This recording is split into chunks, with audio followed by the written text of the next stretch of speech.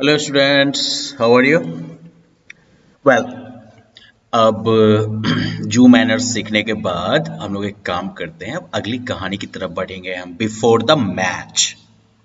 लेकिन before the match, well, इस कहानी को पढ़ने से पहले क्यों ना हम ऐसा करें इस बार कि हम डिक्शनरी देखे हुए ही चलें।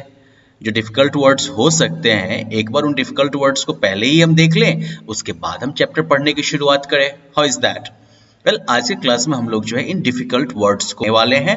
राइट, मैं आपको जो है नॉर्मली बस इनकी मीनिंग आपको एक्सप्लेन कर दूंगा, आप लोग सुनिएगा और उसके बाद जो है आगे याद रखने की कोशिश करेगा। एंग्जाइटी, एंग्जाइटी का मतलब होता है चिंता। ठीक है, स्टेट ऑफ फीलिंग नर्वस और वरीड, जब आप चिंतित होते हैं, नर्वस होते हैं, परेशान होते हैं ना। For example, you feel, you feel anxiety before exam, or I feel anxiety before my cricket match. मैं क्रिकेट मैच से पहले मैं एंग्जाइटी फील करता हूँ। या फिर I feel anxiety before my students exams, मैं अपने स्टूडेंट्स के एग्जाम से पहले एंग्जाइटी फील करता हूँ। एंग्जाइटी का मतलब क्या हो गया? काइंड ऑफ कह सकते हो चिंता, टेंशन। ठीक है, आगे होता है चोक। चोक का मतलब हो गया हम सांस बंद हो जाना। ओके, चोक बहुत तरीके का होता है। फॉर एग्जाम्पल, आप किसी को चोक भी कर सकते हैं। For example, he started choking me, और डोंट चोक मी।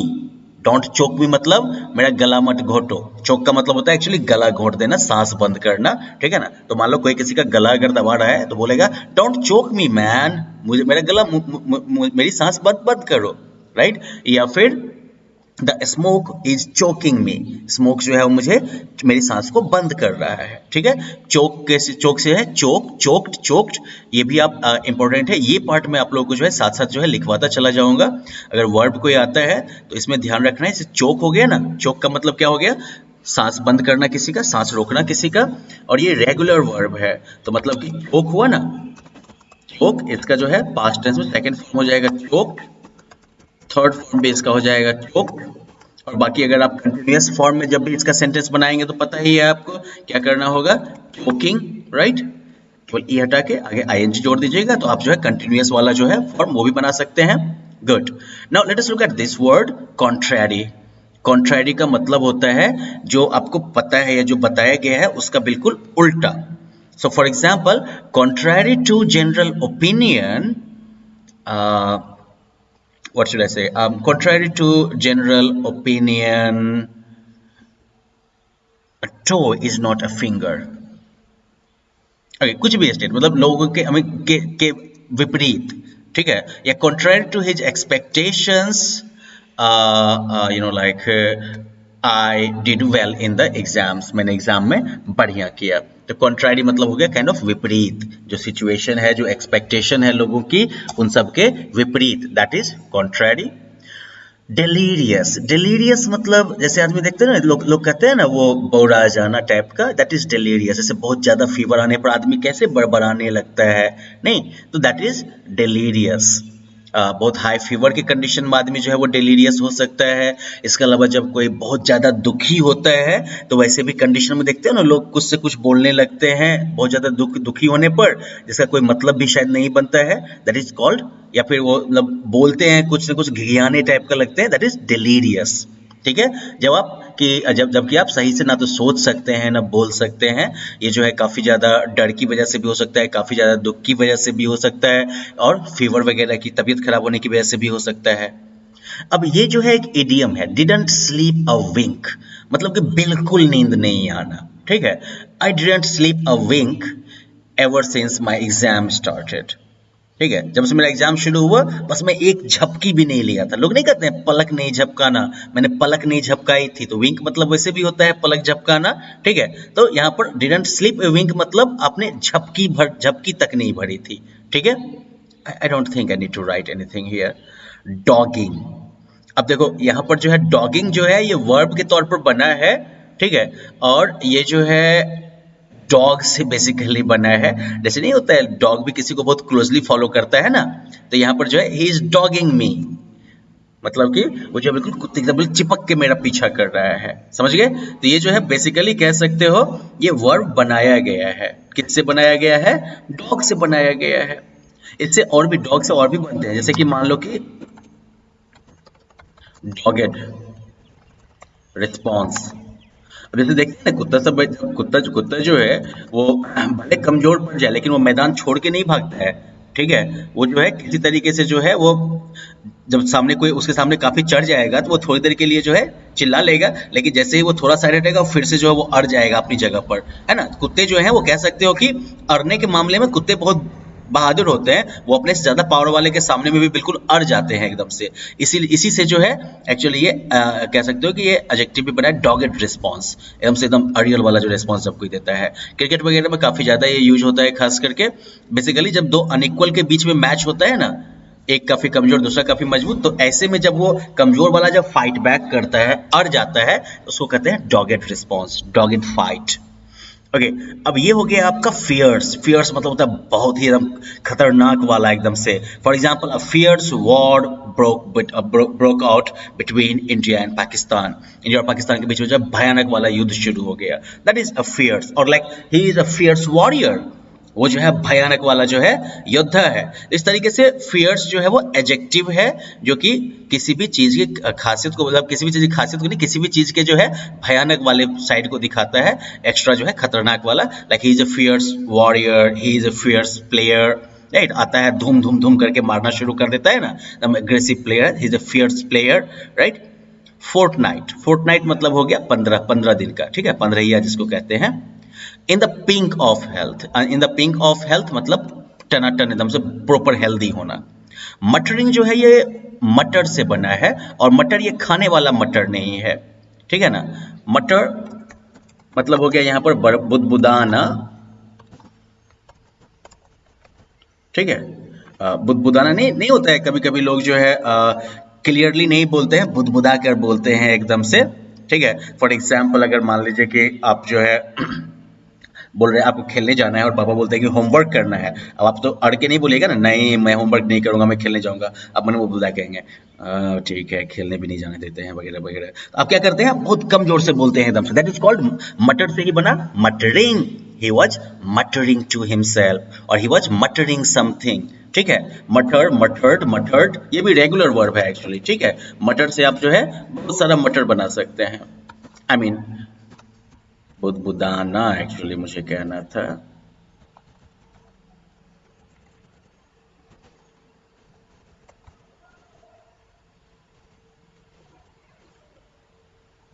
ठीक है, तो बुदबुदाना हो गया, और इसका हो जाएगा ही मटर्ड समथिंग।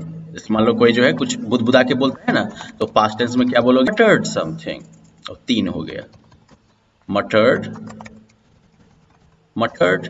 ओके, बाद में आगे आईएनजी जोड़ दो, muttering, he was muttering something. Pleaded, again ये प्लीडेड जो है ये भी आपका प्लीड से आया है। प्लीड मतलब हो जाता है विनती करना, प्रे करना, किसी से जो है किसी से कोई चीज जो है बहुत ही मतलब पोलाइटली लेकिन स्ट्रांगली सीरियसली मांगना।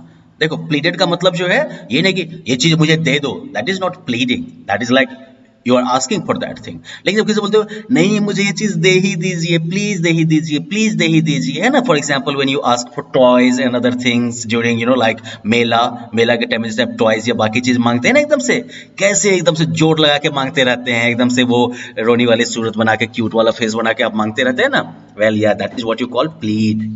ठीक है, प्लीड मतलब क्या हो गया, एकदम से एकदम जोर लगा के जो है किसी से कोई चीज हमें रिक्वेस्ट करना, जोरदार रिक्वेस्ट करना है एकदम से। और इसका जो है फॉर्म क्या बनता है, प्लीड, प्लीडेड, प्लीडेड।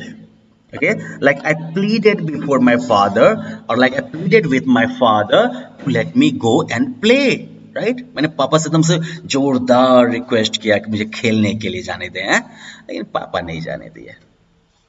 ओके, अगला है प्रोसिक्यूटेड।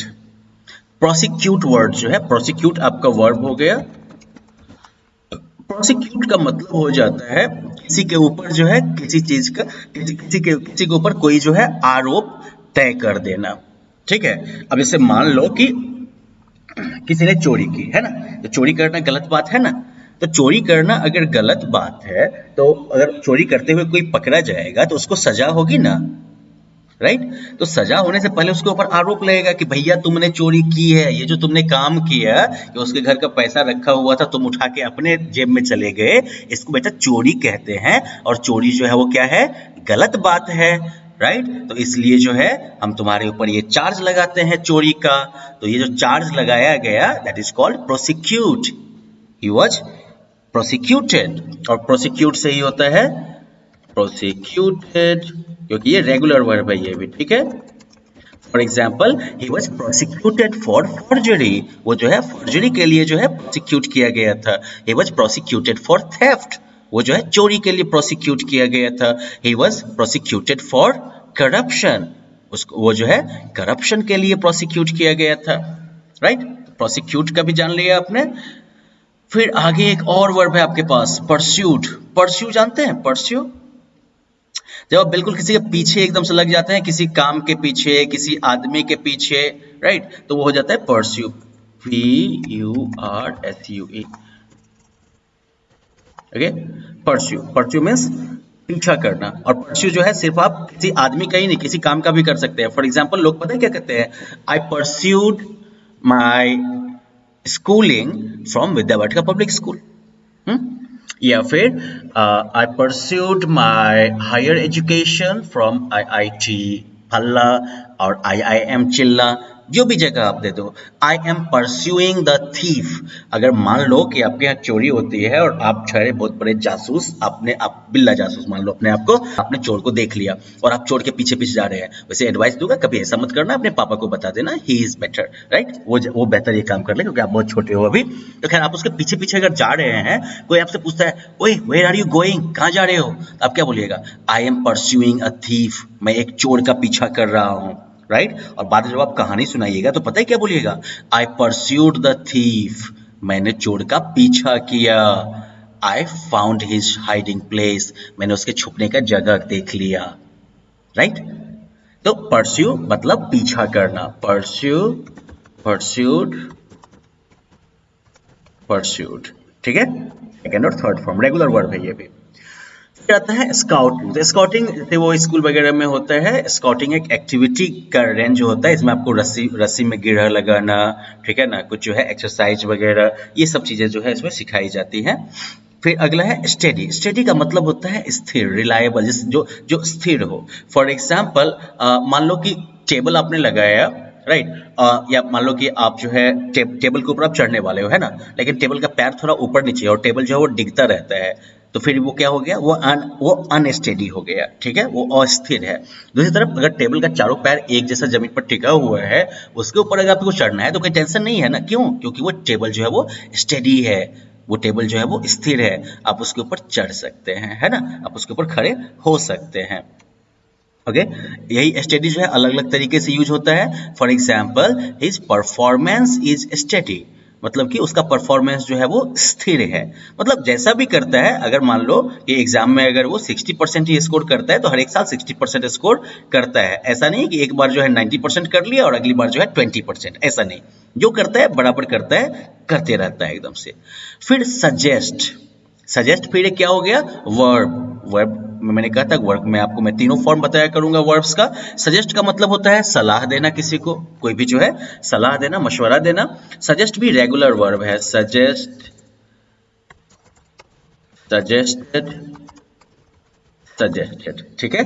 सजेस्ट मतलब सलाह देना, like please suggest me a good book, कृपया मुझे एक अच्छी बुक की सलाह दीजिए। या फिर Ram suggested me to buy this book, Ram ने मुझे ये बुक खरीदने की सलाह दी, right. The doctor has suggested me to wake up in the morning, और like wake up early in the morning, doctor ने मुझे सलाह दिया है सुबह जल्दी उठने का। तो ये हो गया आपका, ओके।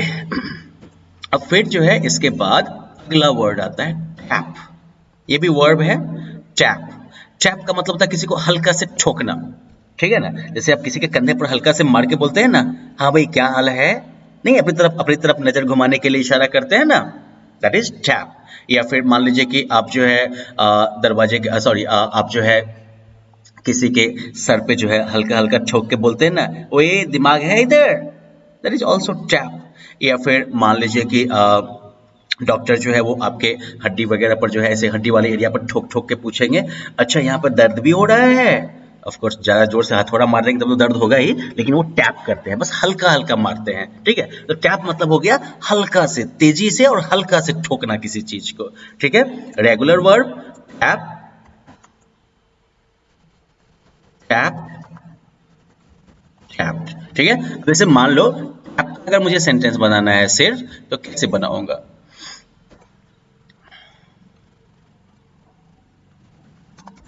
Tap him,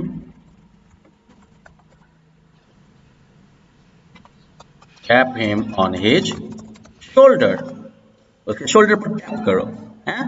वो घोड़े की तरह भागेगा, नॉट एग्जैक्टली, वो तुम्हारी तरफ देखेगा वैसे। या फिर ही और टैप्ड, कैपिटल लेटर हमेशा सेंटेंस शुरू होने पर, he tapped me on my shoulder, right, he tapped me on my shoulder और ही टैप्ड माय शोल्डर, सीधा हो सकता है ही टैप्ड माय शोल्डर, उसने मेरे कंधे को टैप किया, ठीक है।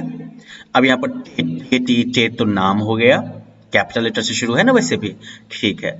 थ्रैश, अब थ्रैश का मतलब देखो, वैसे देखो किसी को हराना ही सिर्फ नहीं होता है, थ्रैश का मतलब होता है पकड़ के धो देना, चाहे आप किसी की भयानक पिटाई कर दो या फिर आप किसी को भयानक तरीके से हरा दो, ठीक है। आपने सुना है ना, फलाने को पकड़ के धो दिया, तो सेंस में यूज होता है ना, हराने के सेंस में भी यूज हो सकता है, पीटने के सेंस में भी यूज हो सकता है, राइट। तो थ्रैश मतलब किसी को जबरदस्त तरीके से धोना, चाहे पीट पीट के धोना या हरा हरा के धोना, ठीक है। और इसका ये भी regular verb, so like he trash, thrashed, thrashed, okay. जितना भी वर्ब फॉर्म में लिखवा रहा हूँ, please note it down in your notebook, okay. इसको हमेशा इसको जो है आपको नोटबुक में लिख के रख लेना है, ठीक है, क्योंकि वर्ब फॉर्म्स तो हमेशा आपको याद रखना चाहिए, okay. To get rid of, okay, to get rid of ये जो है इडियम हो गया, इसका मतलब होता है छुटकारा पाना, like I want to get rid of this stupid cat, मुझे कैट्स पसंद नहीं है, तो I want to get rid of this stupid cat, मैं इस बेवकूफ बिल्ली से छुटकारा पाना चाहता हूं, ओके। और like I want to get rid of this stain on my white shirt, मैं अपने व्हाइट शर्ट पर इस दाग से छुटकारा पाना चाहता हूं। I want to get rid of my homework, मैं अपने होमवर्क से छुटकारा पाना चाहता हूं, राइट। तो गेट रिड ऑफ का मतलब समझ गया, गुड। और फिर लास्ट में अनइम्प्रेसिव, अनइम्प्रेसिव का मतलब जो इंप्रेसिव ना हो, इंप्रेसिव मतलब जो प्रभाव डाले। कोई भी चीज अगर मान लो कि गजब का होगा, बढ़िया होगा, तो आपको इंप्रेस करेगा ना। किसी का बढ़िया कपड़ा हो तो वो इंप्रेसिव हो सकता है, किसी कोई बहुत बढ़िया तरीके से बोलता हो, दैट में भी इंप्रेसिव, कोई बहुत बढ़िया खेलता है, दैट इज इंप्रेसिव, राइट। और जो इंप्रेस नहीं कर सकता है वो क्या क्या क्या हो गया, वो हो गया unimpressive. So that was about the vocab section. आपको जो है देखना है इनमें से कितने वर्ड्स का मतलब वो आपको ध्यान में रह पाता है, because like next class we are going to start with this story and well you will have to remember a lot of these words if you want to understand it, okay।